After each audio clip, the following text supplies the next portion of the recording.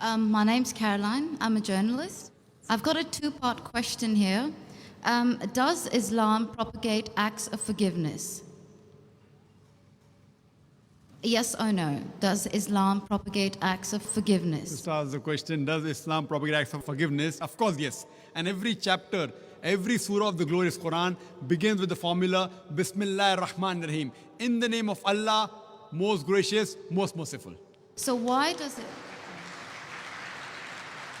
Yes, sister. Second part of the question. And the second part of the question is, why Interrupt does me, it yes, no permit... Why does Islam permit honor killings? Honor killing. Yes. What do you mean by honor killing, sister? Honor killing, the right to avenge your brother's blood in the name of Allah. It might be out of context, but I just need to know if This there's is an the answer question to that- this. If I get you mean honor killing means if someone kills any human being to take revenge. Yes.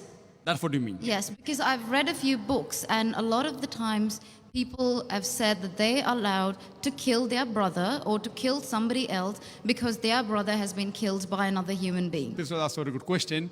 That if Islam propagates act of forgiveness, why does it permit honor killing? Why does it permit? That's a very good question. Sister, if you analyze this mention in the Quran, in Surah Baqarah, chapter number 2, verse number 178, the had penalty, the punishment of death, on the basis of qisas. And Allah also says in the Quran, in Surah Maida, chapter number 5, verse number 32, if anyone kills any other human being, whether it be Muslim or non-Muslim, unless it be for murder or for creating mischief in the land, it is as though he has killed the whole of humanity. So as a general rule, if any human being kills any other human being, it is as though he has killed the whole of humanity, except under two circumstances. Unless it is for murder or for creating mischief in the land. Now, there are two exceptions where Islam gives permission where you can kill any other human being. Number one is, if that person has committed murder, which comes in your scope of question, honor killing. Number two is if he is creating fasad, corruption in this land. Again, this is not compulsory.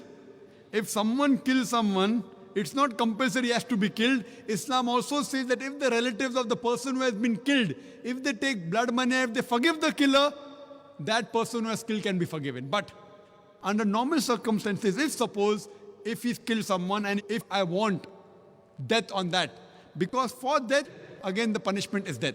Like as it's mentioned earlier in the early scriptures, even in the Bible, an eye for an eye and a tooth for a tooth. It keeps on continuing. Here what we realize, that suppose I know of a human being who's killing other people, innocent human being.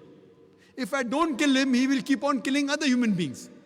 So that law is not only in Islam, it's the law of most of the countries. That if homicide is done, if someone has murdered someone, in many countries, he should be put to death or there's life imprisonment. Even in Islam, that if he's killed someone, if required, he can be killed. But the relatives of the person even can forgive the person, if they want. If they want, they can forgive the murderer. But if they want that he should be put to death, then he'll be put to death. And the second case where a person can be killed is if he's causing corruption in the land. For example, if someone is committing rape. Now rape is nothing but causing corruption in the land. So in this case, that person should be put to death. Because the sin is so heinous. It is such a big crime that there is no other punishment but death penalty. And I've asked this to many non-Muslims, that God forbid, if someone rapes your mother, and if you are made the judge, and the rapist is brought in front of you, what punishment will you give him? And 100% of the non-Muslims, they told me that we will put him to death. Some went to the extreme of saying we will torture him to death. So why these double standards? You know, in America, which happens to be one of the most advanced countries in the world, according to the FBI statistics, in 1990, every day on average, 1,756 cases of rape took place. According to 1996 statistics, US Department of Justice, every day 2,713 cases of rape took place. 1990, 1,756.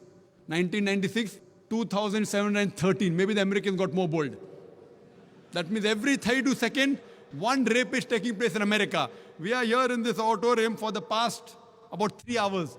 Already more than 300 rapes may have taken place in America. So Islam has a system of hijab, which I mentioned in my talk.